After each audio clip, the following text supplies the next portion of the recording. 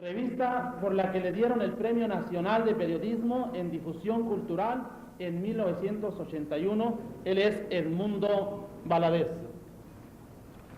Tenemos al novelista mexicano, novelista norteño, Daniel Sada. Ha publicado la novela Lampa Vida y el libro de cuentos Juguete de Nadie. Ha colaborado en varias revistas nacionales como Orquesta, Plural y Entorno. Actualmente dirige los talleres literarios de las Casas de la Cultura de Gómez Palacio, Durango y Torreón, Coahuila. Daniel Sada. Fernando Martínez, escritor de La Laguna, autor del libro de cuentos Nada y Ave, de Suma Presencia, libro de poesía, libro Residencias, también verso. Es columnista y editorialista del periódico La Opinión de Torreón. Actualmente es director de la Casa de la Cultura de Torreón, Coahuila. Fernando Martínez. Y al joven escritor de La Laguna, José Luis Urtaibay Ramírez. Nació en Torreón, Coahuila. Ha publicado crónica, teatro y música en suplementos culturales de los diarios coahuilenses, en El Siglo y La Opinión de Torreón. Es miembro del taller literario de Daniel Sada. Ellos son nuestros exponentes y nuestros escritores huéspedes en esta mesa de trabajo. Maestro Edmundo Valadez tiene la palabra.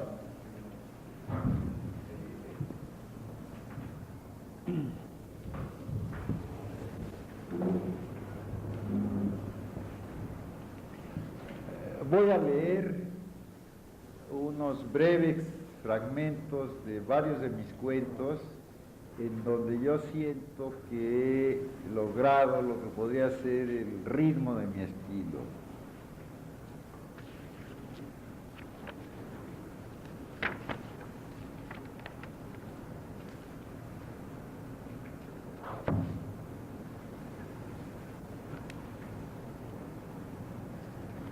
Monólogo.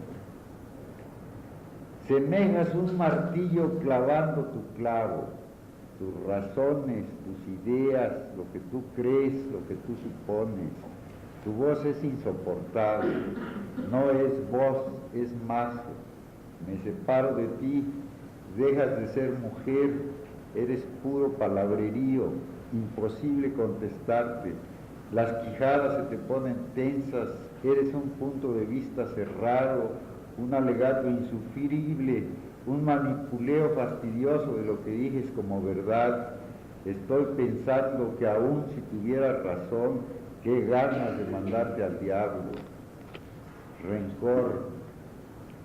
El rencor es ácido y erizado de malas intenciones, dos ojos turbios de letales miradas. El odio no sabe dormir, no tiene párpados y se encrespa en la noche. Se revuelve en la almohada, imagina fascinantes torturas, cómo hacer más doloroso el desquite.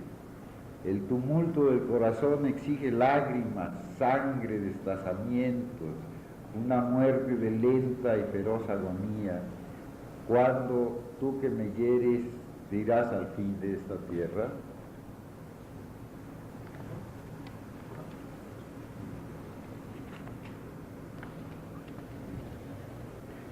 Abres un ojo, lo desmesuras en sobresalto, un parpadeo angustioso, uno, y ojeas de golpe la agobiadora realidad que te sorprende con la primera visión de lo que has hecho y que te provoca asco, temor, inquietud, contrición. Pedirías rápida clemencia cuando a tu párpado lo cierre el espanto del recuerdo que, vertiginoso, te hiere a chispazos con la revelación de tus recientes actos. Febril, activa, la incipiente lucidez te golpea. Estás a oscuras en una cama extraña y remota, rodeada de silenciosa desolación. El sabor inclemente de tu pecado te denuncia algo de lo que has cometido. Te deslizas a una rememoración y ya quisieras desprenderla, despegártela, pensar que es mentira, que no es posible.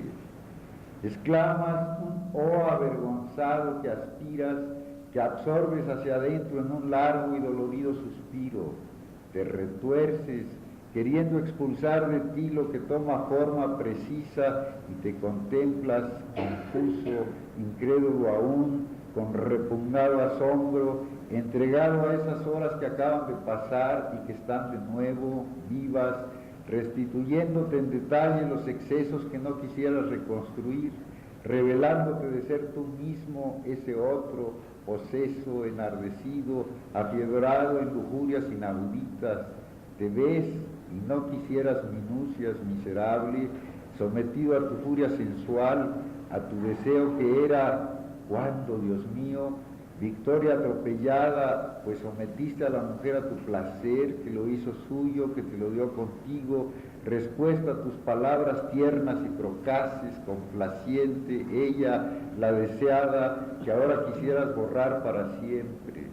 Te gana un calosfrío porque tienes que huir de esta cama pronto, pronto, pronto, aunque la huida infeliz te lleva a lo que no quieres, a lo que temes ahora, a la realidad afuera de este pozo, del cuarto, de las mantas, a la luz del sol. Dios mío, ¿qué horas serán? A justificar tu ausencia, a mentir, a la búsqueda terrible de un pretexto válido. ¿Cuál? Quisieras ahora pedir perdón, juras que no volverá a ocurrir, sientes que del universo sobre ti, minúsculo, cae una vergüenza atroz y quisieras cubrir tu desnudez, porque aún estás desnudo, con la piedad de alguien, de quien fuera, porque la tuya propia es insuficiente, no basta, no sirve, y casi lloras, gusano. Te darías de golpes de pecho, te mesarías las barbas, te golpearías las sienes, gritarías tu arrepentimiento. Lanzas un quejido animal, de animal inerme, y haciendo un esfuerzo sobrehumano, te yergues, te cubres, te vistes con celeridad pasmosa, te palpas, tocas y tocas tus cosas, con miedo de olvidarte de ti mismo o de algo que es parte de la identidad tuya, que los demás conocen, y borracho aún, corres, bajas la escalera y no te atreves a dar los ojos a la mujer que barre, tu primer testigo de cargo, con bochorno sin límites y con miedo. En la calle el sol ha madurado el día en que los demás caminan a salvo, de que te hayan excluido para siempre de esa vida en la que los otros se mueven. Quisieras que fuera otra vez la tuya, como lo era antes, a pesar de todo. Abro un ojo, lo desmesuro en sobresalto.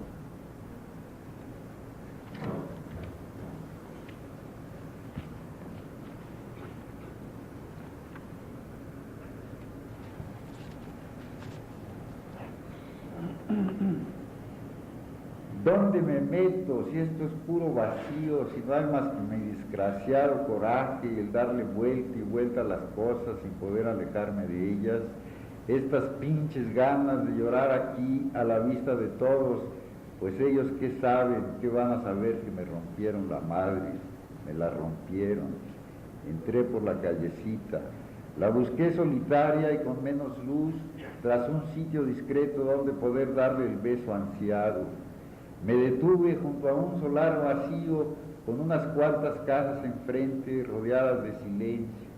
Acomodé el carro, librándolo de que le cayera la tenue luz del farol cercano, puse el freno, dejé encendido el radio, tocaban el tema de la dulce vida y me volví hacia ella con una emoción infinita, bienhechora. Supe diáfanamente cómo me gustaba con esa sucedante ternura, con esa su suave y tranquila actitud, y cómo en sus ojos y en sus labios, en la expresión de su rostro, tomaba forma lo más deseado para mí en el mundo. Ella estaba compartiendo lo que empezaba a suceder, lo que ya presentíamos a través de intensas miradas, lo que nos habían expresado implorantes estrechamientos de manos, con temblor de palabras alucinadas y nerviosas, en un despertar indolente, imprevisto y ya fiebre ardorosa, urgente llamado mutuo que se nos salía por los poros.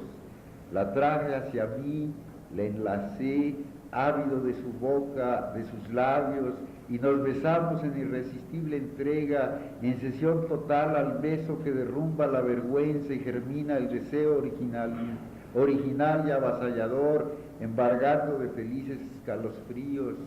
Ella era en mi abrazo un rumor palpitante de carne rendida, dócil, cálida, que yo extenuaba en amoroso y tenaz apretón de todo mi ser y capaz de anticiparme el prodigio de una posesión que abarcaba con su sexo a toda ella, a su invariable enigma de mujer, a sus más recónditos misterios y entrañas, a ese mundo sorprendente y tibio que era ya mi universo, a sus voces íntimas, a su vida entera, a su alma, a su pasado, a su niñez, a sus sueños de virgen, a su carne en flor, a sus pensamientos, en delicioso afán de apropiármela íntegra y fundirla a mi cuerpo y a mi vida para siempre.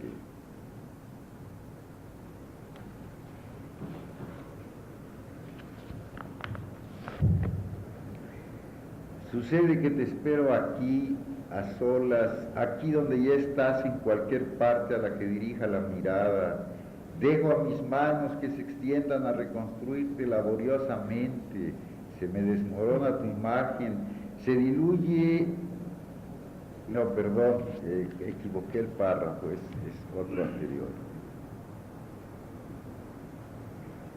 Irradiaban de tus ojos, lucero de la mañana, de la noche, luces, cuchillos, misterios, promesas. Qué idioma acariciado y entregar la vida a descifrarlo. Transcribamos aquí una frase noble para enaltecer el discurso. La sustancia perece, la carne muere, solo los sueños y los deseos son inmortales. Yo no quiero que muera tu carne, asesinemos los sueños. Yo deseo tu presente, tu presencia, tu ahora, tus miserias, tus perversiones, tus debilidades, tu cuerpo, su goce, volver a decirte te quiero de aquí a allá entera, repetir la tarea de sobresaltar tu carne. Me senté al pie de la cama, tú recostada en la orilla, en decúbito tranquilo y egoísta de glándulas satisfechas porque yo no había incurrido en pecado de frustración y mis dedos, índice y cordial, iniciaron una caminata para recorrerte, a veces saltarina o dubitativa o exploratoria, simulando caminar desde la punta de la sonrosada uña del desprevenido pulgar del pie izquierdo. Tomando amoroso impulso se deslizaron sinuosos por las piernas, saltando de la una a la otra, juguetones, en esguinces premeditados. Mira cómo me pones, secretísimas claves, ninguna palabra captada por las interferencias, por los muslos redondos, mensurándolos, asombro ante el paisaje cercano, la tierra prometida, danza de las cosquillas alegres, se alejaron maliciosos por la cadera, asomándose a mundos otra vez ya descubiertos. Cuando me estremeciste, pídeme lo que quieras. Jugaron a resbalarse, volvieron a ascender dificultosamente, caían arriba otra vez, retomaron la senda orientadora de una avenida zulosa, retosaron triangularmente de una ingle a otra, desenfreno errabundo, no oían la señal de tus suspiros, se habilitaron de tejedores diestros, con ayuda ahora del pulgar, dedujeron una y otra vez lo sedoso del vellón, entreverando sus finuras, luego solos, travesuras inocuas en la espesura, buen albergue para descansar, pasar allí la noche, pero tenemos prisa, hasta pronto, amigo Clítoris, mucho gusto en saludarlo, jamás conocimos tan sabia educación, prosiguieron su paseo, diseñar círculos sobre el vientre, bebieron agua en el ombligo, los pobres, cansados, sedientos, qué grande y maravilloso es el mundo, sigamos, configuraron tu cintura sin desliz, treparon el pecho, dudaron si tomar por el seno izquierdo o el derecho, moneda al aire, deseos de aventura, ascenso a la cumbre, negaste que fuera el Everest, los tengo pequeños, encendieron fuego en la cima, jugaron a la perinola, patinaron concéntricamente para descender, arribo al cuello, solaz epidérmica, vaivén en sus tibias tersuras, a la mejilla, homenaje a sus suavidades, falanginas y falangelas, en frotes de lentísima delicadeza, la frente, geografía hermética, inspección de la oreja, exclusividad del índice, por la cabeza, ensorcar cabellos, revolverlos, un poco de piojito, salto mortal, te cerraron un ojo, reposaron sobre el párpado, el índice alisó la ceja, fin feliz de la jornada, recibieron el premio húmedo de tu boca, los mordisqueaste, los chupaste, y elevando tu mano, los pusiste ante tus ojos y luego a los labios, un beso a cada uno en la yema, la madre besando a los hijos pródigos, y me regalaste una mirada simplemente limpia. Falta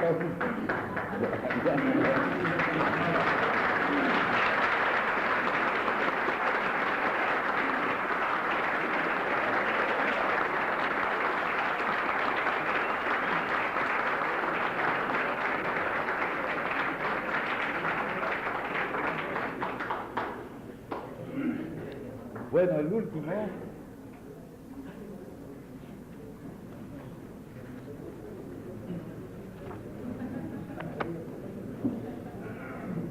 Se puso enchilado al conocerla, porque los vellos que le tupían las piernas le dieron malas ideas, y porque no lo llegó a mirar de frente, como que no le importaba, y se encanijó más, porque ella lo hacía pensar en las gozadas que se darían ambos, y porque su amigo estaba más para allá que para acá, encandilado, sí, bien entrado, bien apantallado por ese par de repisas, y porque la mujer tenía un con qué, algo para estrujarla, para hacerle daño, para golpearla, romperle el vestido, y desnuda maltratarla hasta sacarle sangre a la muy puta, porque debería hacerlo. Se le veían los vellos en las piernas, en toda ella, y porque nomás querría tener un hombre encima, moviéndose, dándose venida tras venida, para traérsela de encargo, castigarla, darle un contazo fuerte, hacerla sentir que no valía nada, que era una cualquiera, una basura, la muy creída, la muy salsa, la muy sabrosa, y ponerla en su sitio, sí, que se creería, que estaba muy buena. Si pudiera, se la traería cortita, le tendría que pedir permiso hasta para levantar los ojos, no le daría resuello, y que le pidiera perdón, y la haría hincarse, que viera que nada valía, bien dada la trampa, bien agorzomada, chiquita, pues ¿qué te creíste? Y soltarle, no aguantas nada, mírate, conmigo las poderosas, aquí de nada valen tus truquitos ni tus monerías, me vienes muy guanga y te mando a volar cuando quieras, vieja canija, te estrellaste, aquí tienes tu dolor de estómago y pa' prontito te me estás allí, y cuidadito con decir mi tío, ándele, ya verá cómo me las gasto yo, ya está bueno de su abuela, a mí me hacen los purititos mandados, y sí, pegarle, darle duro, y nada de hacerle al cuento, que conmigo va a andar usted muy derechita, me oye, porque la estoy pastoreando, y no se me va a salir del guacal, y luego darle el cortón a la muy chiva, a la muy desgraciada, y póngase busa, no me la vaya a descontar, o la mande a la calle con todas sus hilachas, te voy a limpiar las cosas, si quieres píntate, a ver si agarras una cosa mejor, yo estoy amarradazo, y ya se lo creyó. ¿Qué pasó, mi mona? Nada, aquí encerradita, de aquí no me sale, lo oye, o qué se lo tengo que repetir, yo encuérese todita, y a ver, abra las piernas, y entonces montarla, pero con coraje, darle su buena zarandeada, que se le quiten las ganas de andar de coscolina, de ofrecida, de nalga caliente. Muchas gracias.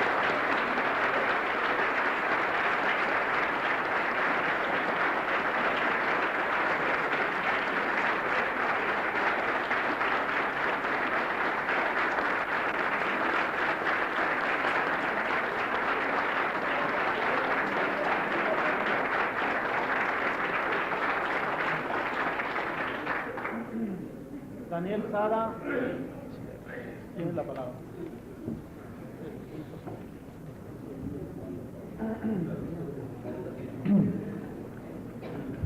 El arte del abrigo está dedicado a un compadre mío que se llama Manuel Barrón, que es de un pueblo también que se llama Sacramento, Coahuila.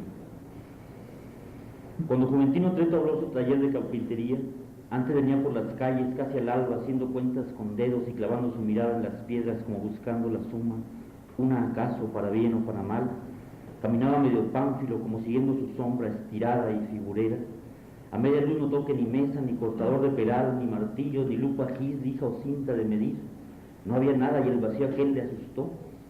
Le robaron en la noche el taller, 10 años de antigüedad y nunca primera vez que pasaba. Era un asalto improbable porque se llevaron todo. De pronto verse sin qué, cómo, pues por dónde se metieron sin las ventanas con sus cristales intactos, aperingadas con gancho. Además, las 2 puertas con candado. Entonces, dar parte a la policía. ¿Tenía sentido hacer eso? Digamos que los cafés eran más estafadores y malosos que los bribones foráneos, y es que, muy macabros y trompudos, hasta los dientes armados contra cualquier individuo que se pasara de listo. He de saberse también que en Sacramento la gente criminal le ponía el uniforme y le daban credenciales, 2 pistolas, una boxer, 2 macanas y un cuchillo rompehuesos, luego de cumplir condena más o menos de 10 años en la cárcel apestosa. En fin, qué bonita premiación. Pero algún motivo enorme se escondía debajo de esto, porque motivos no faltan. Así, eran 4 policías y los 4, ¿para qué meterse en líos? Por flojera lo que sea, o llámese miramiento, no avisar, no dar cuenta del suceso a la gente chismorrienta que luego agranda los hechos. Ahora, lo interesante para él es que se llevaron todo con excepción del dinero, el cual estaba metido en una caja sin tapa y un machete. No era posible explicarse cómo lo hicieron para sacar de repente la mesa y las sillas y las 5 sillas, los tablones de triplay. Se puso a localizar alguna boca de tulen en el suelo, un boquete simulado en la pared con los alodros flotantes. Removía el piso de tierra, nada, ni escarbando con las uñas o a punta de machetazo. No obstante, Juventino era muy terco. Se pasó como 3 horas haciendo aquella labor, y el pueblo, como a las 9, tenía cierta animación. Ya los comercios abiertos y los camiones llegando, alguna gente, no mucha, caminaba por las calles. Era un invierno templado con sol picoso y sensible, con muchas nubes fuereñas, y como el taller de Juventino estaba a 3 cuadras de la plaza principal, no faltó quien se asomara. El carpintero infeliz con su apuro, pues no tuvo la paciencia de cerrar puertas por dentro para que no lo miraran haciendo la excavación. De muchos que pasaban, algunos sí se detuvo a preguntarle qué cosa. Era una señora gorda con velo negro hasta el suelo, una que venía de misa. Juventino reaccionó. Por su mente pasó rápido aquello de no decir de la estafa, y sin responder siquiera una palabra ni 2, ni hacer muecas de disgusto, que cierra la puerta adrede despreciando a la señora, la cual corrió con el chisme agrandando más los hechos, que el loco de Juventino había sacado el mobiliario de allí y que estaba haciendo un pozo. El rumor siguió en aumento y hasta se llegó a decir que se trataba de un robo. Variaron las conjeturas, según que el ayudante que Juventino ocupó durante más de 7 años, a quien había despedido, fue el causante, pues tenía, como se sabe, una copia de las llaves. Lo malo que ese tal ya no vivía en Sacramento. Fuera de él, ¿quién además? Desde entonces Juventino se volvió muy desconfiado, salvo clientes, con muy pocos platicaba, puro jalar y jalar, pero solo. De eso hace como 10 años. Tal vez se fue haciendo raro porque ya cercano a los 50 aún permanecía soltero. Era lógico pensar la razón por la que jalaba tanto como una burra maicera. Ya muy noche Juventino se iba para su casa, la cual estaba a una cuadra. Por el chisme se hizo tan grande el argüente que pasadas las 3 horas le llegó la policía, toque y tóquele la puerta. Juventino abrió, eran los 4 mentados, uno de ellos.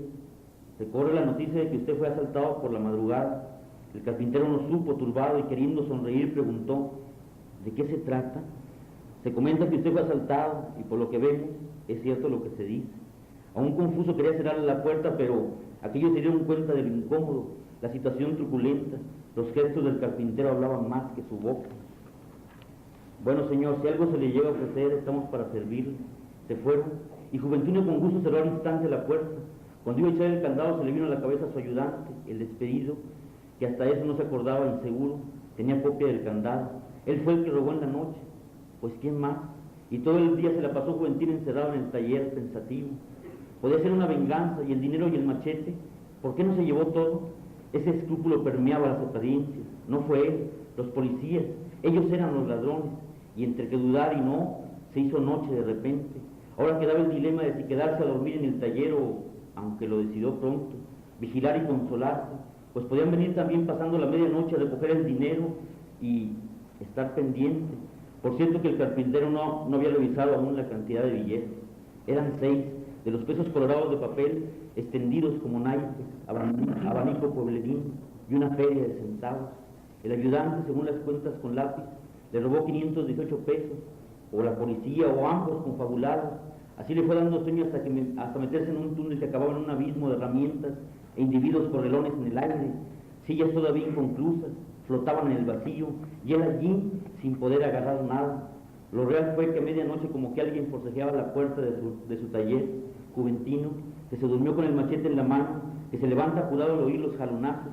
En ese mismo momento dejaron de maniobrar. Afuera se oyeron pasos muy suaves como si trajeran tenis, se oyó un sonido de jeep. Una pista innecesaria, malditos. Ahora sí se dieron cuenta que yo estaba en el taller, se dijo con mucho alivio, y no quiso abrir la puerta para mirarle escapar. Si se deja venir uno, yo le ensarto mi machete. Si me mata uno de un tiro, al menos me llevo uno al panteón.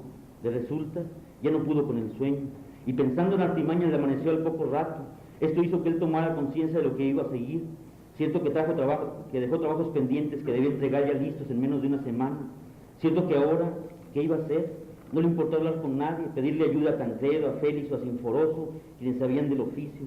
A lo mejor esos tales también eran los presuntos manos largas, pero ya le dio flojera ponerse a pensar en ellos. Entonces cerró el taller y se fue para su casa. Ante el trayecto, ajeno a los miramientos de la gente paseadora, pensaba que no era vez que el ayudante había entrado. De seguro Cayetano invitaba a sus compadres a que fueran por las noches al taller a emborracharse. Suponía que organizaban kermeses al estilo California, muchos globos, serpentinas, hasta metían a mujeres de esas que parecen leones, besadas por muchas bocas y sin embargo sonrientes, desvestidas y delante de los hombres, risa y risa porque sí, de esas que no andan con nadie, mientras ellos chupeteando las botellas. Estaba a punto de entrar a su casa cuando notó que a su espalda 3 mujeres se reían de sus modales, como ser su caminar agachón o sus anteojos ahumados. Ay, don Juventino, usted cada día está más cabezudo, ya sabe que si se enferma cualquiera de nosotros lo inyectamos, dijo una. El carpintero cincuentón alzó muy brusca su mano y dijo: váyanse viejas feas, cuando no estén de genio las invito a comer. Cada una por su lado se alejó despavorida. Qué flagera consentir a mujeres resbalosas, siempre tan inoportunas, tomando en cuenta el siniestro que había ocurrido en la noche. Cuando abrió la casa en orden, paso a paso Juventino se interna por la sala para salir al traspatio, donde estaban de milagro una chiva y un marrano, desde ahora su único patrimonio, y salvó unos dineritos esparcidos en el suelo, y pensando para sí que era mucho más fácil que los ladrones entraran a su casa que al taller, pues en el traspatio había una especie de corral y una barra no muy alta, casi hecha para que alguien le saltara robándose fácilmente, por decir, a la chiva y al marrano. Bueno, al marrano no tanto, porque con sus gritos atorados les daría una gran batalla. En cambio a la chiva no, a ella la atacarían pronto, ya que en vez de gritar recio lloraría como bebita. Además, esa casa siempre estaba sola. Esa casa casi siempre estaba sola. Con frecuencia el carpintero se metía en diversos soliloquios, quizás por ser soltero filósofo y por ende un gran mañaco. Había un rincón preferido donde iba a sentarse largas horas para enarcar sus cejotes y ponerse interesante y fumador. Allí supuso que fue un milagro, acaso una paradoja, su casa intacta, cada objeto en su lugar, y el dinero, dejadez, contarlo. Luego de lo acontecido, para bien de relajarse, Juventino se dirigió a la cocina a calentar un café. Tiempo de sobra a sus anchas, tiempo de composición, imaginando el asalto palmo a palmo, hecho con suma minucia y en unos cuantos segundos, la manera en que, pero lo que se imponía era el costo del equipo, reponerlo, al menos que rematar algunos muebles queridos para alcanzarle la suma. Qué asunto tan complicado. Entre decida y mohína, Juventino se animó a juntar el reguero de monedas, total 100 pesos y cacho, suficientes para irse a la frontera con la vaga pretensión de cruzar al otro lado refrescándose, eso sí, en las aguas del río Bravo. No, porque no era necesario. Allá en Acuña tenía un compadre que sí mascaba el inglés aunque estuviera borracho. Aparte, con sus papeles en regla y amigo de varios gringos. Juventino le dio vueltas a esa idea y de tantas volteretas se animó prendidamente. Chanza y hasta su compadre le ayudaran en la pasada por el puente y sin mostrar pasaporte. Estaba tan visbiondo que no pensó a quién dejarle encargado el local de su taller y su casa mientras anduvieran allá, o si mejor la rentaba. Más bien se puso a pensar en llevarse sobre el lomo a la chiva y al marrano para de paso venderlos, llegando así a su destino con unos centavos más. Por lo pronto abrió un jugo de durazno de esos que están enlatados. El robo a esas alturas lo empujaba en forma brusca hacia un empiezo feliz rumbo a lo desconocido, nueva vida y a su edad. Tal vez en el otro lado se casara con una güera piernuda. No obstante, y amargamente, la imagen de Cayetano cruzó veloz por su cabeza rizada. Se trataba de un desquite, y es que, a pesar de que lo ocupó 15 años, nunca le pudo quitar lo renegrado y burlón. Llegaba tarde al trabajo y se iba cuando quería. Sin embargo, al compadecerse de él, exageraba la nota. Pocas veces le exigía que acabara los trabajos de acuerdo a una tal urgencia. A la mañana siguiente se oyeron unos toquidos fregadores en la puerta, que despierta el carpintero asustado y turulato, que se viste y que va a abrir todavía medio en tinieblas. Sorpresa, eran 3 clientes. Supimos que le robaron el taller. Yo al menos le encargué que me hiciera una silla, y yo un baúl, y yo un expreso. Juventino, rascándose la cabeza, no supo qué responderle. Se situaba en la desidia. Quería cerrarle la puerta, pero quiso adelantarse a lo que hubo resuelto. Se quejó muy asustado. Es que me robaron todo, de modo que este negocio pues ya está echado a perder. Así es que entiéndame. Claro, yo respeto el compromiso. No me quedo otra que irme a Estados Unidos a ganar mucho dinero para pagarles lo que me dejaban a cuenta. Solo les pido que me cuiden la casa y el local de mi taller. Yo regreso en un mes. Espéreme tantito, voy a traerle las llaves. Sin más, el carpintero se metió como de rayo. Los clientes se quedaron confundidos. ¿Acaso la decisión bastante precipitada? Pues más fácil resultaba acudir a la alcaldía para denunciar el robo y quitarse del problema. No lo hizo, y la razón, entre ellos se miraban sin soltar una palabra, por flojera, ya que tanto trámite oficial, luego la investigación podía tardar, se sepa, y mientras tanto, al regresar Juventino, uno de ellos mencionó: creo que es bueno lo que usted ha decidido, ojalá que vuelva pronto. A este mismo Juventino se entrega de las llaves, y yo regresaré en un mes, aseveró el carpintero, ya verán. Otro dijo: bueno, si no es así, nos adueñamos de todo. Los clientes echaron a andar de vuelta sin despedirse, callados. Juventino se introdujo retrocediendo y mirando con ánimo de trastueque las figuras de los hombres en quienes depositaba sus bienes, cuyo escamoche dependía de su aventura. La puerta significaba un final, o un retorno que quién sabe, el rectángulo solar por donde se iban perdiendo aquellos cuerpos fallidos. Durante ese día el solterón se la pasó piense y piense en la vida fronteriza, las canciones a go-go y también en la abundancia de hamburguesas y hot dogs, chulo ambiente, pero lo malo era atravesar con las espaldas mojadas, y es que se sabía de lo de siempre. A muchos amigos suyos los rociaron a balazos por no traer documentos. De otro modo, quien pasaba se hacía rico de la noche a la mañana y casi sin trabajar. Ojalá que su compadre no le negara la ayuda, aunque muy temprano el otro día se despertó afanoso y se puso a juntar ropa, y en una bolsa echó pan, latas de jugo, portol. Fue en esos mismos momentos cuando se puso a pensar en la chiva y el marrano. Dejarlos, cargarlos era un fastidio, y luego con los belices. Decidido, ahora afrontando el infortunio, no iba a ponerse a llorar, al contrario, darse fuerzas e ir con una idea fija. Suficiente los 100 pesos para el viaje. Entonces, ya portando sus ajuares, dio un vistazo alrededor a sabiendas que cada mueble querido representaba un fragmento de su esfuerzo cotidiano y un arbitrio apaciguado y remoto de sus recuerdos puebleros. ¿Acaso un pormenor incompleto de su vida solitaria?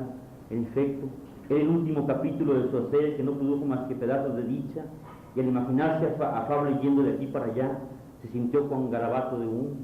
Finalmente vio a distancia, sintiendo escalofríos, a sus animales hijos, quienes también lo miraban con ojos despedidores. Así entonces Juventino salió presto, como queriéndose mucho, y a cada paso hacia nunca fue ignorando las miradas de la gente criticona. Él, claro, pudo sentir que era la primera vez que cruzaba al otro lado. El destino le ofreció un hallazgo artificioso: casarse, porque tal vez, y el dinero a reventar con toda su recompensa. En la estación de autobús se respiró hondo el soltero para sonreír apenas. Ah, pura alegría ensimismada, pues de inmediato que compra el boleto Villacuña, y al sentarse en el cuartillo de espera, se le vino a la cabeza, aunque de modo fugaz, la imagen de su ayudante y su venganza perfecta. Se dijo para sí mismo: Desgraciado Cayetano, ¿quién lo viera? Y se me figuró a propósito que de ahora en adelante su taller se convertiría en salón para hacer fiestas rebeldes con mujeres saltarinas y sendos empinaderos. Eso sí, si él no regresaba pronto de los Estados Unidos, o si también lo mataban por no tener pelo rubio, ojos azules o verdes ya de perdido, y que llega el autobús, al instante juventino que le entrega su boleta al conductor, como si este fuera un dios que lo llevara a la muerte o hacia la felicidad, adentro de otra cosa, y como hasta atrás había asiento disponible, Juventud tuvo chance de escoger. Cuando se encendió el motor, sus inquietudes crecieron, y luego ya relajado al salir de Sacramento, pues tuvo la sensación de que dejaba a su espalda un desdibujo insinuado que flotara en el vacío, con ese que declina solamente su respaldo, entonces, mirando a prisa los campos, que abre una lata de jugo.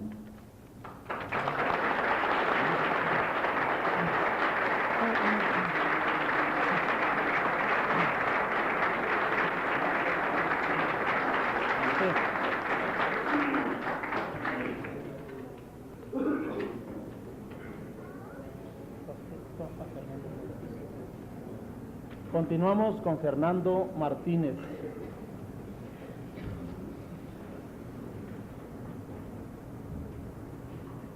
El gritón. Acababa de decir misa el padre Santiesteban. La tarde ya refrescaba. El muchacho le dijo para qué iba, para que asistiera a un agonizante allá en lo alto del cerro, en una de aquellas casas que se divisaban desde el pórtico de la iglesia. Era Lorenzo, el gritón, aquel loco que todos los días se paraba enfrente de los hoteles, las plazas y los edificios públicos a insultar a gritos al gobierno, antes de que se fuera de este mundo, como que había recobrado la razón y solicitaba un padre para la confesión. Santiesteban subió trabajosamente por las calles empinadas del Cerro de la Cruz, que está al poniente de la ciudad de Torreón y que fue escenario de importantes batallas revolucionarias. Lorenzo vivía en una casucha a la que daba acceso una estrecha puerta y un alto escalón de cemento incrustado en la roca viva. Antes del reparto agrario, los campesinos de la laguna vivían en cuevas, todavía más lastimosas que aquella en donde vivía Lorenzo, al que le hacía casa una tía ya anciana. La vieja había arreglado a duras penas aquella vivienda que olía a enfermo de días. Muy poca luz entraba en el cuartucho, donde en una vieja cama de latón yacía un hombre todavía de buena edad. El enfermo se incorporó un poco, mientras la tía le acomodaba unos almohadones para que se incorporara en el camastro. Al padre le acercó una silla de iscle toda sucia. Cuando la vieja acabó su tarea, el sacerdote se acercó al agonizante para iniciar el gangoso y gesticulante ritual de la confesión católica. Padre, ¿ha caminado alguna vez por el desierto en compañía de media docena de locos? No es cosa de reírse. Hay que tener el corazón bien puesto. Yo no le digo que lo tengo, pero cuando va de por medio de la supervivencia, no es cosa de andarse por las ramas. ¿Que por qué nos encontraron en esa traza, medio muertos de hambre y sed? Pregúntele a don Ganimédez Garza, él fue el culpable de todo, era el mandamás del pueblo, desde que se enriqueció con los puestos públicos. Aquí, como en cualquier otra parte, ningún político la brinca sin guarache. Van a ser 30 años. Yo les andaba dando mucha guerra, liderando a unos profesores. Yo los tenía hartos, muele y muele, porque uno de estudiante es terco, y más cuando nace uno con la locura de los ideales, y no le gusta la tranza. Empecé de líder estudiantil allá ¿para qué le cuento? Hace muchos años ya voy para el tostón. Así como me ve, aparento menos edad, a pesar de la friega que me puse aquella vez. Pues verán, aquel día estábamos en la plaza de armas muy quitados de la pena, platicando en el fresquecito, allá por el mes de octubre. Nada más nos llegaron los policías y para adentro, a la Julia, se fueron derechito a mí. No valieron palabras ni nada, empujones y golpes me subieron y luego cerraron la puerta con doble cerrojo, como si pudiera escaparme. Adentro era un hedor insoportable, una media docena de harapientos, entre ellos una mujer y hasta un semiencuerado, que apenas se cubría con los restos de un viejo pantalón que parecía desgarrado a propósito. Yo creía al principio que nos iban a meter a la cárcel, No podía ver por la ventanilla trasera de la jaula, porque la habían tapado con una plancha metálica. Ahí nos fuimos sin saber a dónde. Al poco rato agarramos carretera. De los compadres que iban adentro no se podía hablar con ninguno. Al rato me di cuenta de que se trataba de puros loquitos. Por allí divisé a Julio Cajitas, el chinito chaparro que quedó trastornado desde que Villa lo aventó de la azotea del Hotel Salvador, cuando yo estaba chamaco. El chinito vivía de cantar por las plazas de la ciudad, acompañado del ruido que hacía con un palito sobre un bote de lámina. Por eso le decían Julio Cajitas. La gente siempre se preguntó qué se había hecho el chinito tartamudo, personaje típico aquí en Torreón, allá por los 40. Los chiquillos le teníamos miedo, también nos burlábamos de él y luego nos perseguía para pegarnos. Cuando nos encontramos de nuevo, yo lo vi ya muy viejo. La mujer que iba adentro, un árabe que pedía limón en las afueras de la iglesia del Socorro. Mi mamá decía que era millonaria, que no tenía necesidad de pedir limosna. De esa la gente tampoco supo nada. Un buen día ya no apareció en la calle. La gente le extrañó porque de vez en cuando leía la mano.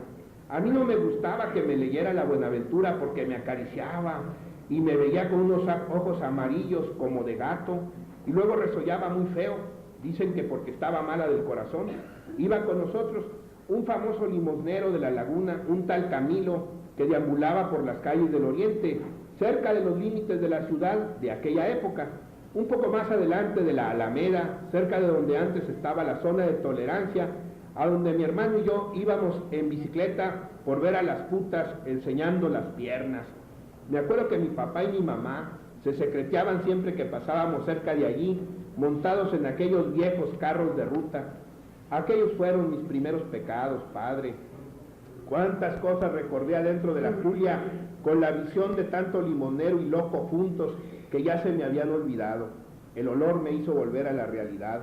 Por poco y vomito. La pestilencia se localizaba en la Gitana y en Camilo, que seguramente no se cambiaban desde hacía un siglo. Apestaba como si se hubieran abierto todos los albañales del mundo.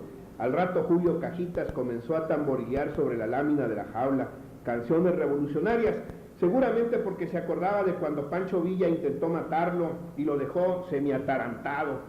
El semiencuerado comenzó a arrancarse los restos de sus harapos.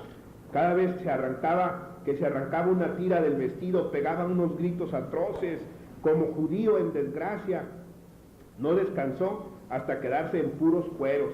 Al rato, como empezó a colarse el frío del desierto, se acercó al calorcito de la Gitana, que ni tarda ni perezosa empezó a cachondearlo y a meterle mano al infeliz exhibicionista.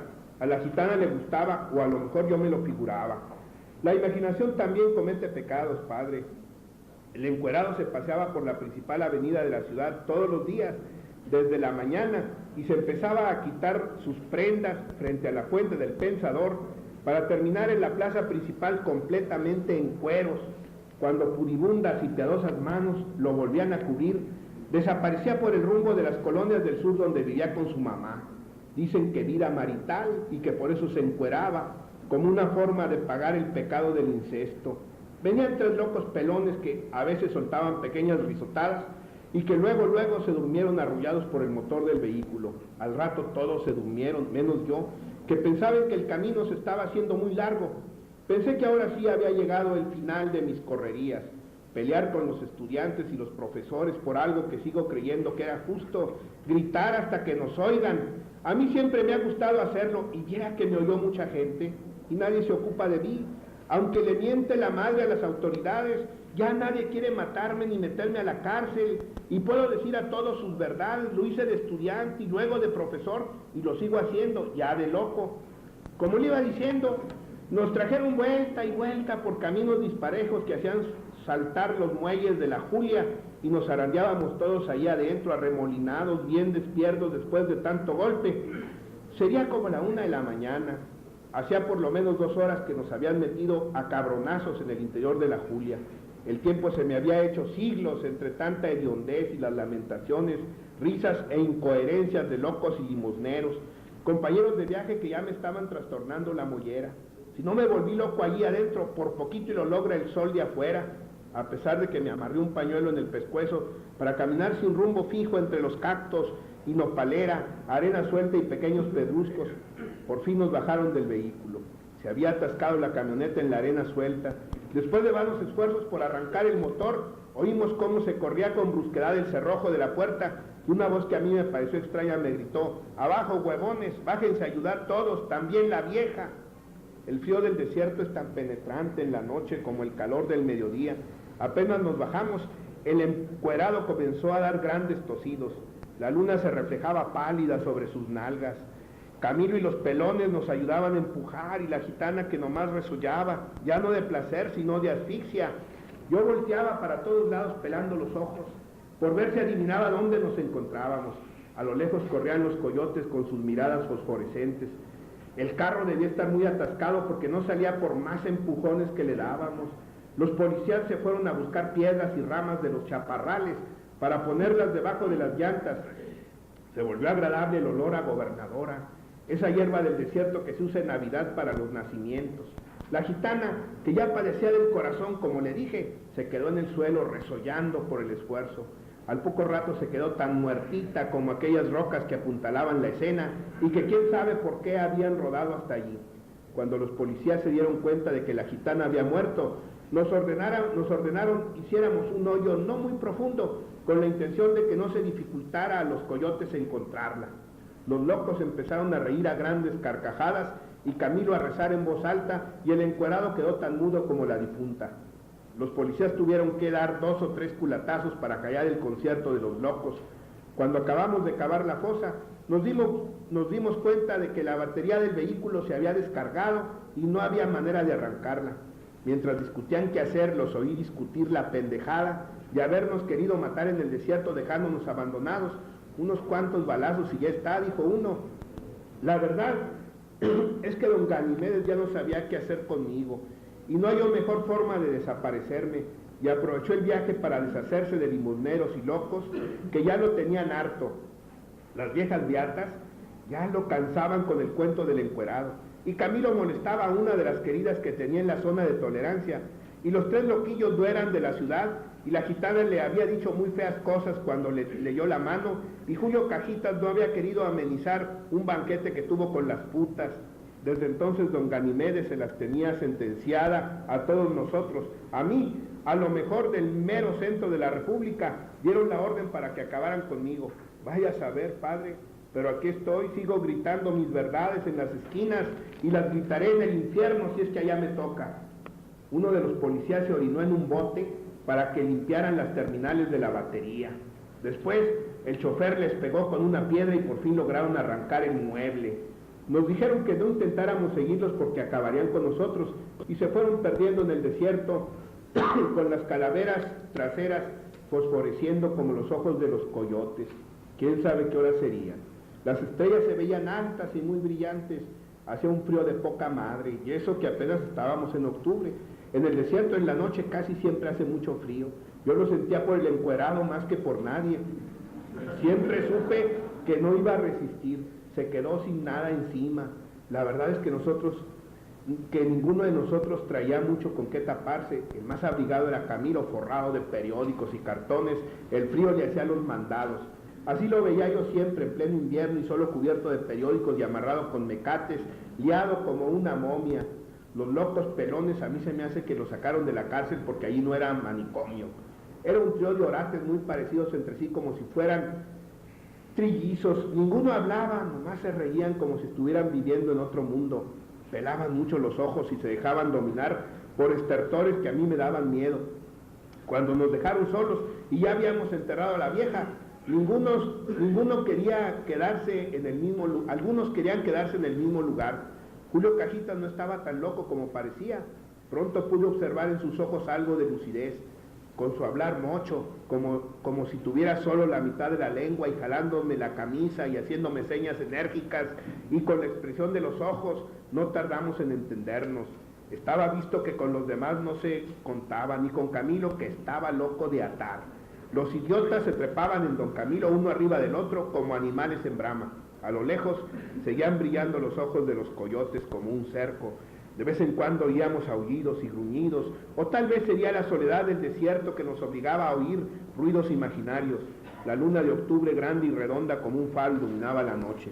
Los tipos de la camioneta se fueron, pero dejaron las huellas de las llantas e infinidad de ramas quebradas en el camino.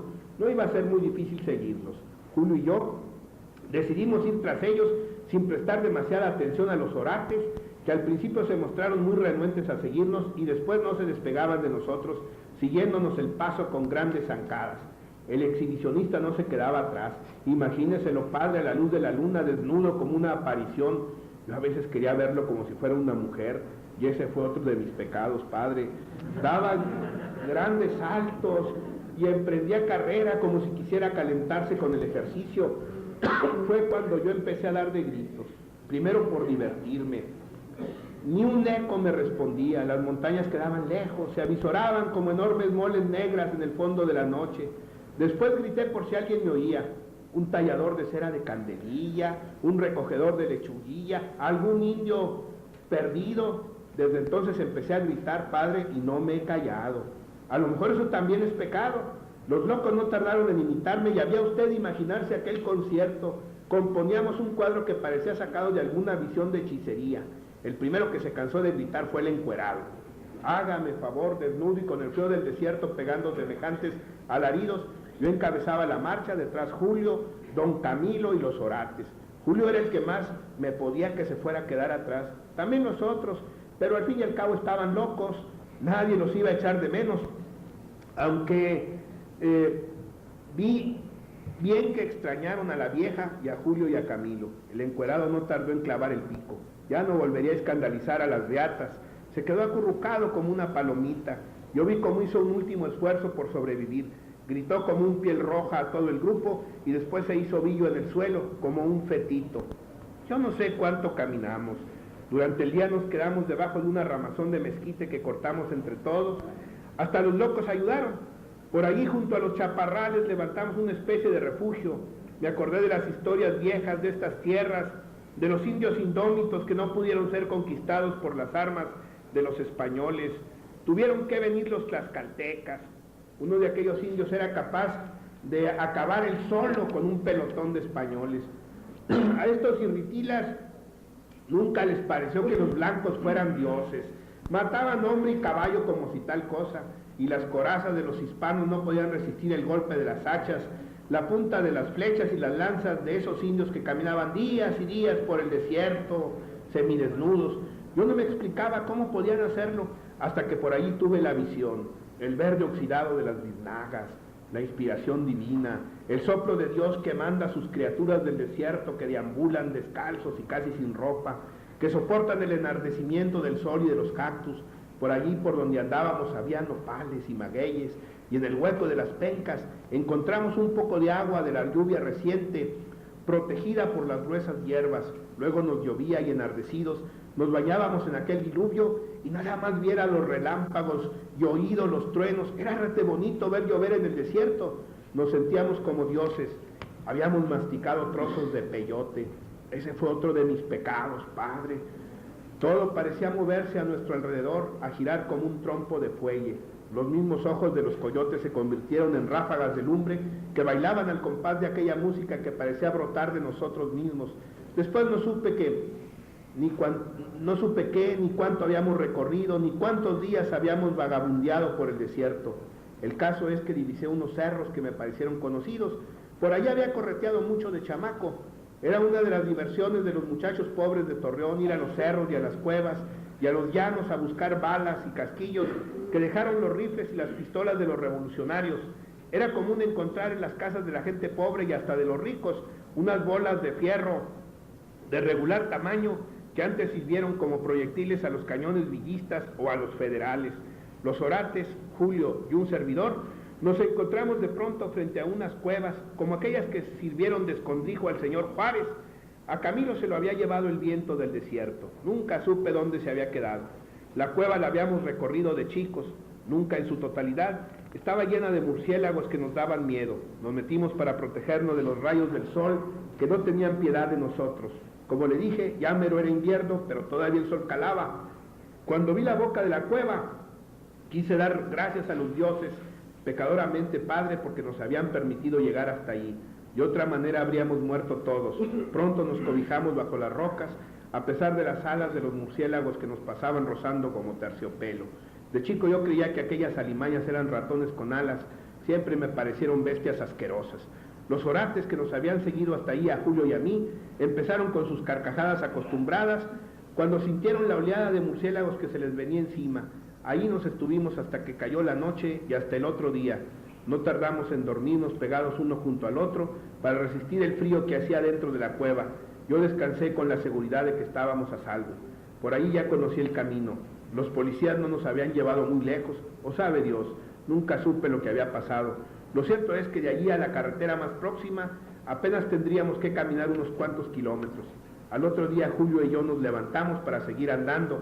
Los orates no se movían, dormían el sueño de los justos, se habían quedado tiesos, pegados uno junto al otro. ¿Quién sabe de qué murieron? A lo mejor los murciélagos les chuparon la sangre porque se veían muy pálidos. Julio me jaló de la camisa lanzando pequeños gritos como un mico, dándome a entender que allí corríamos peligro dentro de la cueva. A lo mejor había alacranes, víboras, tarántulas, algún animal ponzoñoso. No me lo ha de creer, Padre, pero aquellos últimos kilómetros fueron los más penosos de todos. Yo sentía un gran peso encima y ganas de acostarme a pleno sol, aunque me tatemara en pleno desierto. Al fin y al cabo, que si regresaba a la ciudad me iban a meter a la cárcel. A lo mejor nomás me pegaban un tiro por agitador, por gritón, y nunca se me había quitado lo gritón. Ahí ando por las calles de Torreón gritando, insultando al gobierno, a los ricos, a las mujeres que nunca me hicieron caso, a todo el que me la debe. Y lo bueno es que nunca me molesta, nunca me dice nada.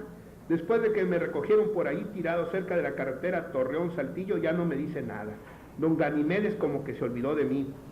El periódico anunció que se habían encontrado a un loco tirado cerca de la carretera. A Julio no lo volví a ver. Se ha de haber quedado en algún lugar de ese desierto que se encuentra entre la sierra de Jimulco y la sierra de Viesca. Vaya usted a saber, Padre. Yo sé que ya mero me voy a morir, por eso le mandé llamar, para decirle todos mis pecados, porque sabe, a mí se me hace que soy muy pecador.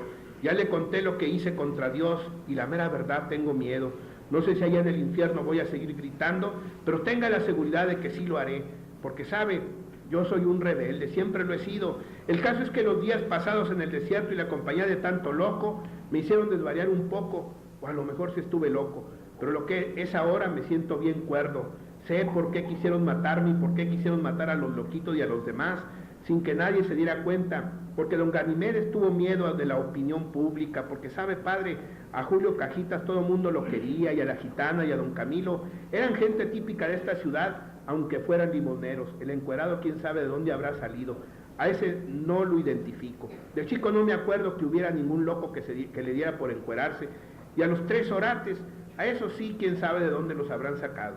Me dicen que en este país tienen la costumbre en las diferentes ciudades de meter a los locos que les estorban adentro de las camionetas y llevárselos a tirar por ahí a otra ciudad, a Zacatecas, o a Ciudad Juárez, o a Saltillo, o a San Luis Potosí, o de allá para acá. El caso es que a nosotros nos dejaron abandonados con la esperanza de que no volviéramos a darles lata. Y ya me ve usted, Padre, yo seguí gritando, diciendo mis verdades, mentándole la madre a tanto político ladrón. ¿Verdad que me tienen que hacer caso? Porque yo no estoy loco. Todos creen que lo estoy, pero nunca lo he estado, nunca. Y aunque no me dé la bendición, Padre, yo creo que en el infierno también voy a seguir gritando, porque a lo mejor y allá también van a creer que estoy loco.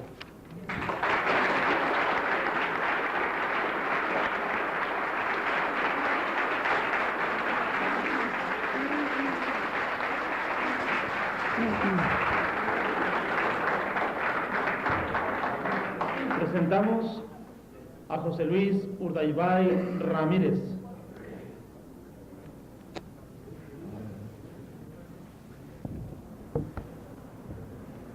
Bueno, leer en esta mesa impone. Este es mi primer cuento de una serie que será mi primer libro y el título es De Jazmín. El viejo se levantaba antes que el gallo. Abría las ventanas y esperaba el viento de las 3 de la mañana que llenaba todo el cuarto con el olor de los jazmines del patrón. Después salía a juntar leña de los árboles caídos, con la que atizaba el fogón para calentarse unos huevos con miel de maguey. Comía sin sabor, Como todos los días desde que se fue quedando solo en el casco de la hacienda, masticaba sus recuerdos con las encías desnudas, tragándose el coraje de sus ilusiones. Miró la cocina donde el patrón y él crecieron juntos entre puños de pinole y agua de pozo. Sorprendió su propia voz, ajada como la tierra, gritándose: «Ah, esta gente! Se comieron todas las yeguas y las chivas, hasta se robaron la plaquita de mármol con las letras aquellas del presidente don Porfirio, ese que se bajó a desayunar en el tiempo fuerte de la hacienda». Aquel día, don Catarino, el papá del patrón, mandó poner una alfombra de capullos de algodón desde la escalera del tren hasta la puerta del casco de la hacienda, para que el presidente no tocara el piso, mientras unas muchachillas le aventaban flores.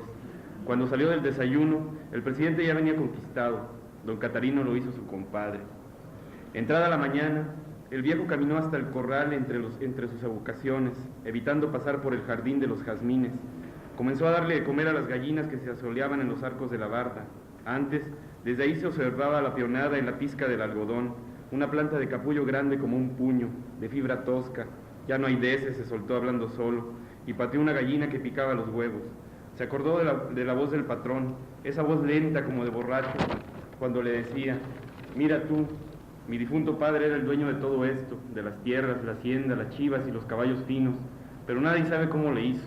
Nomás tú vas a saber, y te lo digo porque te tengo confianza, pero si hablas de esto te voy a clavar la lengua». Este viejo entonces tenía los mismos años que el patrón, eran muy jóvenes, y se fue enterando el secreto. Le dijo: «Mi padre, el muy zorra, se ganó la confianza del mero dueño, don Juan, un gachupín flaco, viejo, de barba larga y blanca. Cuando el gachupín se estaba muriendo, mi padre lo sacó de la cama, le puso el escribano enfrente y le preguntó al mero dueño: ¿verdad, Juan, que me vas a dejar todo?». Y les tiró las barbas de abajo para arriba. El escribano notó que el viejo dijo que sí. Luego ya nomás fue cosa de agarrarle la mano a don Juan, que ya difunto firmó. El viejo se reía. Caminó hasta el patio a tomar el sol con las gallinas. Era el mismo patio donde antes, en este casco de la hacienda grande, se bailaba con la música de una arpa de tripa de borrego. Esa tarde no se le olvida. El patrón bien borracho le dijo: «Mira tú, yo ya me voy, ahí te arreglas. Se nos está viniendo el reparto de tierras y la gente se está armando. Ahí te arreglas», dijo el viejo. Y la cara que puso el patrón cuando le gritó todo lo que habían hecho juntos: «Patrón, no me dejes aquí. Acuérdate que yo te ayudé cuando te despachaste a tu papá, don Catarino, que en paz descanse. Acuérdate que yo le apreté el paliacate rojo que traía siempre en el pescuezo y tú le agarrabas las manos y los pies, que ya estaba muy viejecito pero no tenía para cuándo morirse. Acuérdate, patrón, cuando éramos niños me aventabas puños de tierra en los ojos y yo aguantaba. O cuando te fijaste en la mujer aquella que yo quería y tú de puro capricho te la llevaste. Y luego ya nadie la volvió a ver. Esa tarde de la música de un arpa de tripa de borrego, el capataz del patrón se le colgó al cuello y apretó. Lo sepultó en el jardín, que a las 3 de la mañana llena todo el cuarto con el olor de los jazmines».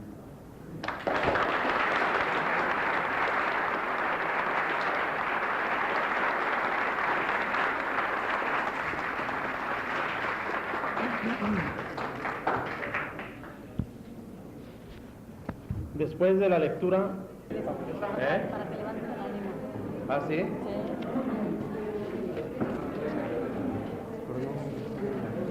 Sí. Sí.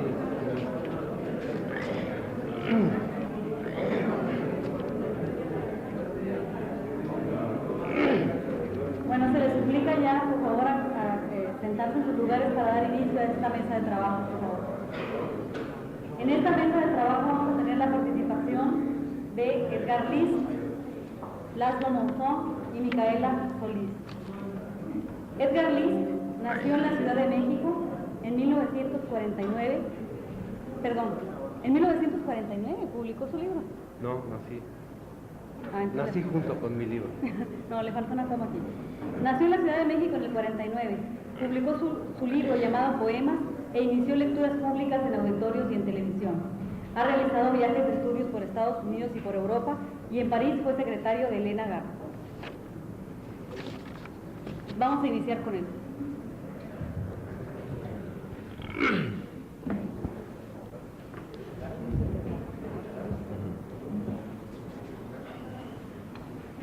Bueno, voy a leer un poema cortito que explica cómo hago mis poemas, es decir, es mi poética. Voy a cumplir la tradición del vanguardismo italiano, que primero dice en su manifiesto cómo se debe escribir y después lo prueba en la práctica. Vamos a ver si mi teoría de escribir después se desarrolla como poema o si son puras promesas.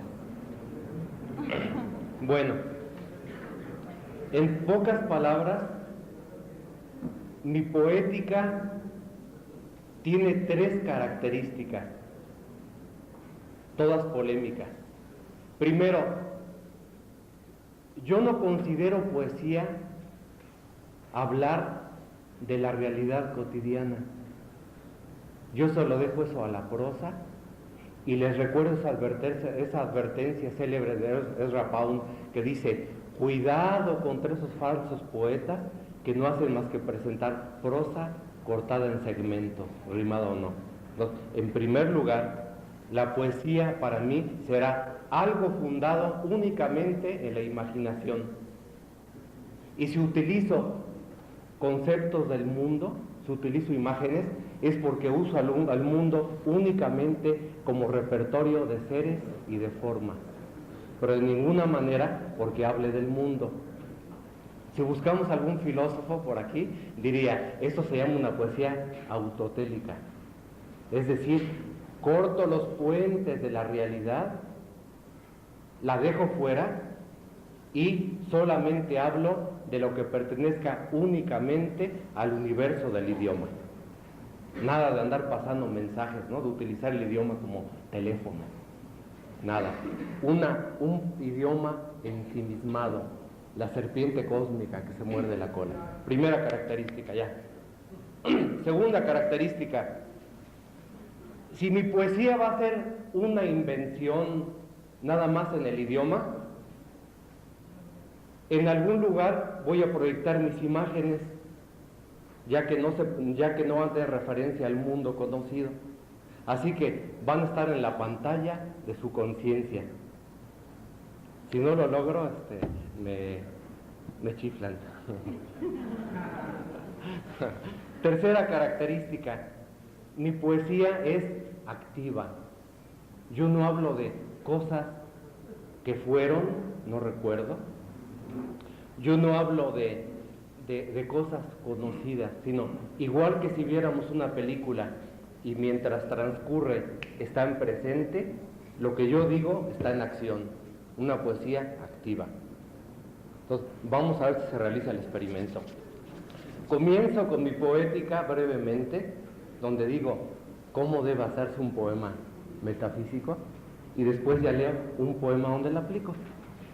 Bueno, mi poética se llama Poética del humo sonoro, porque mi poética no es más que humo, no digo nada, no hablo del mundo conocido. Un poco la táctica sería así: yo voy a desgarrar la realidad con la fuerza de mis ilusiones, y en el momento de la herida, en el momento del estallido, vive mi imaginación en un poema. Pero como la poesía no es el mundo, al acabar el poema reingreso, como los reingresos del opeómano, de los simbolistas franceses, reingreso a lo gris cotidiano. Y ahí les va mi poética, ¿eh? ¿Listos? A ver, al que le ponga atención sale de aquí ya poeta metafísico. A ver, y dice así. Pongan atención, es porque es un proyecto presuntuoso, inmodesto. Hasta les adelanto, mis maestros, en la superficie de mi poesía yo agarro al prerromántico alemán John Paul Richter. Y en la forma de manejar mi fantasía utilizo a Marinetti, a caballo entre Italia y el romanticismo alemán. A ver, pura presunción. Ahí va. Ustedes me dicen si ya están listos, Y dice así: tener la voluntad de buscar el poema hasta que cobre vida propia, hasta la libertad del cóndor que se desprende de mí y en una canción escapa. Mirarlo partir perdiéndose en su altura, porque el poema es un sueño al que le damos alas. tomara la ilusión por los cabellos como algo sólido por fuera, como algo mágico por dentro y arrojarla contra los cristales.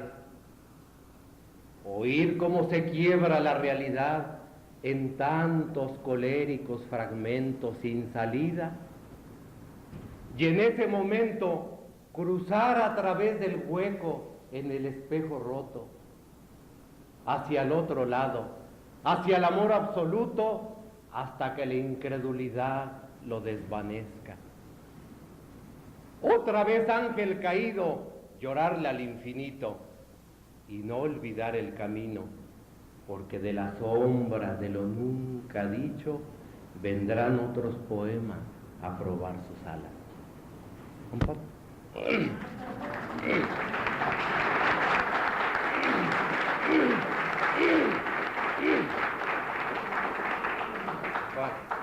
Seguimos en el mismo proyecto y les doy otro ejemplo pequeñito. Un botón para muestra, segundo botoncito. Y es así. La historia del poema es muy sencilla.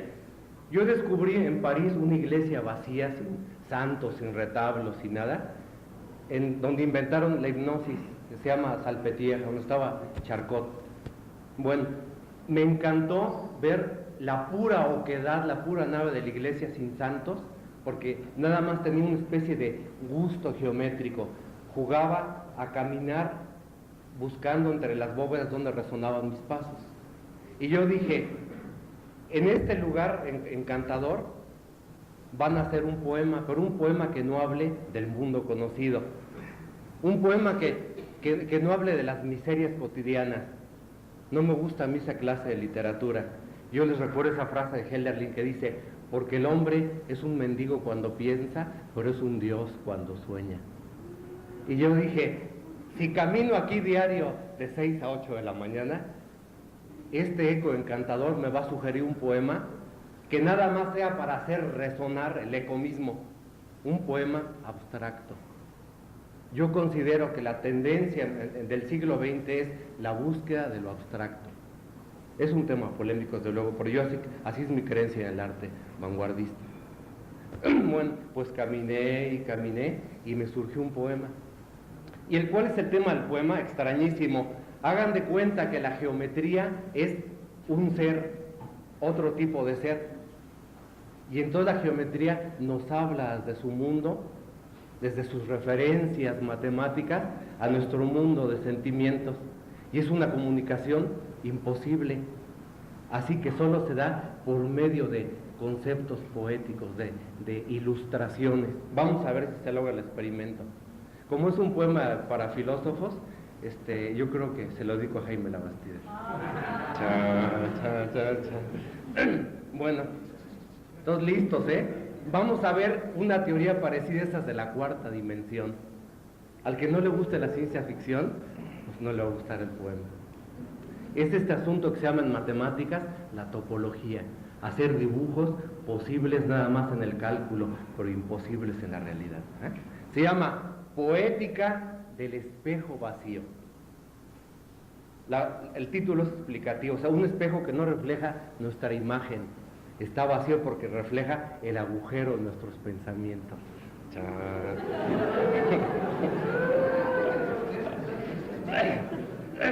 Ojalá estuviera Jaime Labastida, porque él no sabe que se lo escribí. Dice así, y dice así: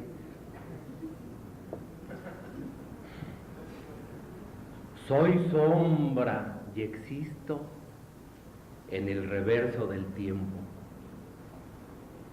Se escucha mi voz por los conductos del poema, soy sin nostalgia. Todo será siendo, sido, ser, lo que viniendo vendrá, lo que pueda suceder, y la palpitación de lo posible llena de estática mis palabras.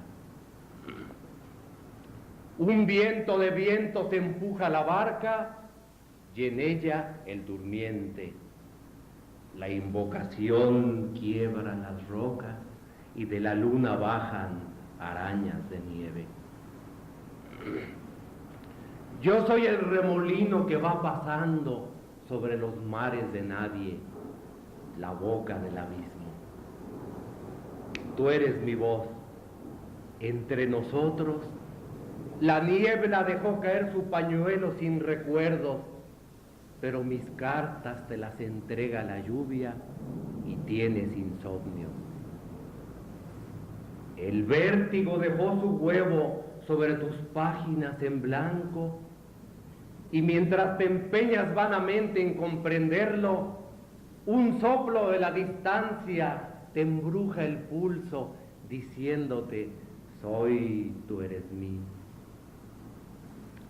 Sola permanencia de los síntomas de mi ausencia, acoplamiento del imposible y el incierto, relámpagos del no llover.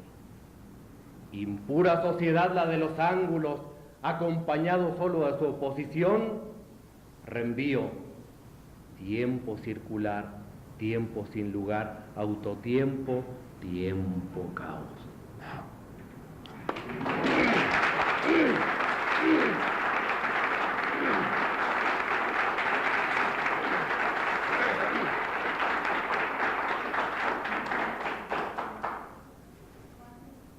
Voy a hacer un poema todavía más abstracto, ¿eh?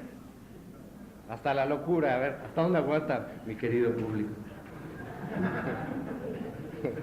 Vamos a ver. El tema del poema es muy simple. He dicho que según mi idea de la poesía no es hablar del mundo, aunque se hable bonito. La poesía es algo metafísico, es estar sobre el mundo en un pensamiento que ya lo ha desintegrado. Es como eso que dice Nietzsche, que dice: hay que perder el mundo en materia y recuperarlo en forma. Dice Nietzsche: ganémosle al pintor contemplar el mundo en conceptos. Vamos a ver. Así que poesía sería ponerme sobre la materia del mundo en un pequeño más allá. Pero luego podía suceder, como en las petacas de doble fondo, que en el más allá de la poesía haya una perturbación y surja como un hoyo negro o como un tumor canceroso. Entonces serían una poesía de 2 grados más allá de la realidad. Así la poesía sería como un viaje al más allá. Y esto va a suceder en este poema. Es una poética porque estoy definiendo cómo se escribe una poesía de este tipo. Me dice así. Dice: si al poema, que ya es distancia, le brotara un doble extraño, sería el doble de la distancia. Distancia y su doble brotando a la distancia. Otro pensamiento y tú abriéndole la puerta por pensarlo. Sería destiempo en el fondo, desfondo sobre hueco, y el poema que ya era distancia estaría materializando un eco.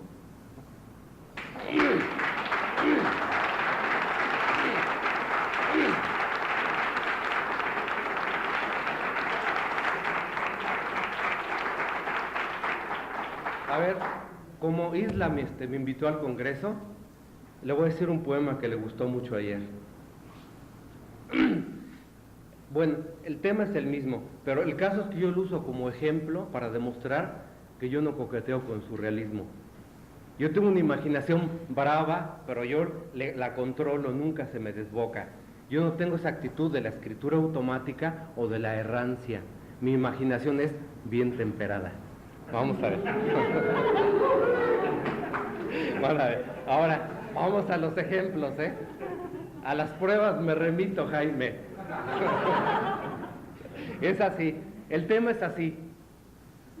Igual que la historia de una vida, que un niño que sueña mucho, se vuelve adulto y deja de soñar y se vuelve canalla, se vuelve grillo.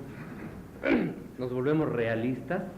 Igual la imaginación transita desde lo subjetivo hasta el mundo real. Sencillo, ¿no? Elemental. Elemental. Bueno, entonces voy a hacer un poema donde lentamente se progrese desde los sueños hasta el mundo de los despiertos, o de lo subjetivo hasta el objetivo. Pero si es de una manera ordenada, de veras vamos a llegar a lo real. Va a ser así. Entonces se llama manifiesto número 1. Y dice así. Este es muy misterioso, se tiene que concentrar. Dice así. ¿Listos? Dice: fui hecho para habitar las brumas, usar el semblante de los astros. Pariente del ulular del viento, por corredores húmedos transcurrían mis pasos.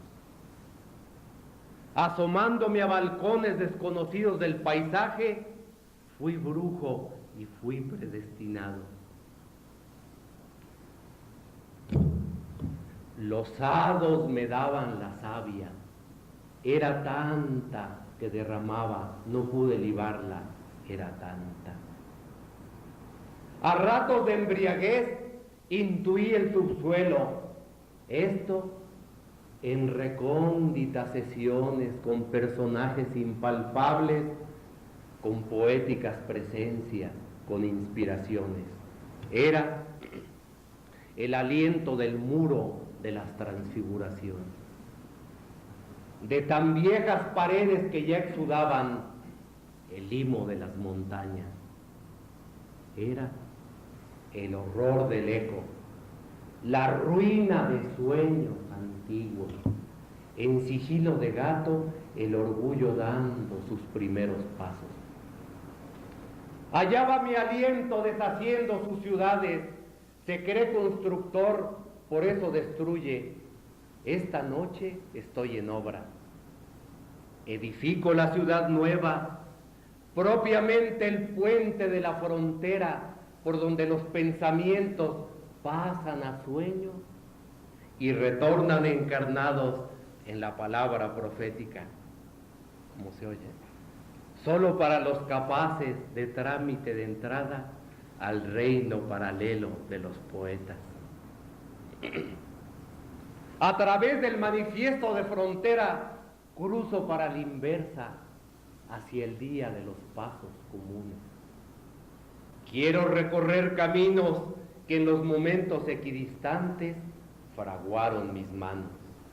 Y tal vez hasta me nacionalice de terreno, porque hay rumores en lo oscuro. He sido excomulgado de mis sueños. ¿Se acabó?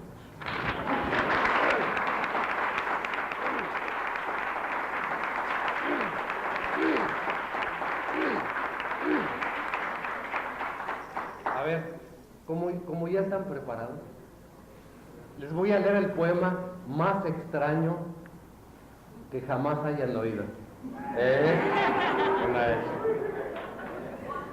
Les recuerdo esa frase de Blanchot que dice: el que escribe y no dice soy la revolución, escribe muy aburrido.